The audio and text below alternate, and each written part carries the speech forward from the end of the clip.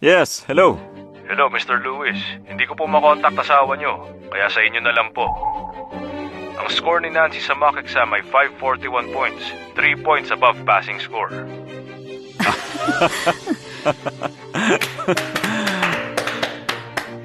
Nako, sir.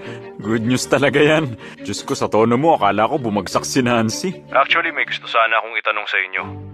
Nabanggit ni Nancy na malayong kamag-anak niyo raw si Linda Walker at dyan daw siya nakatira sa inyo ngayon. Gusto ko lang i-confirm para maintindihan ang sitwasyon niya. Ano kayang problema na naman kay Linda? Pamangkin ng tax bureau director tong school director. Hindi ko pwedeng banggain. Oo, bale, kinuha namin siya galing probinsya. May ugali lang yung bata. Sir, kung may nagawa siyang hindi maganda, sabihin niyo lang sa akin. Akong bahala. Bakit po? Hindi ba kayo close sa bata? Kasi malayong kamag-anak siya, kaya hindi lumaki sa pamilya namin.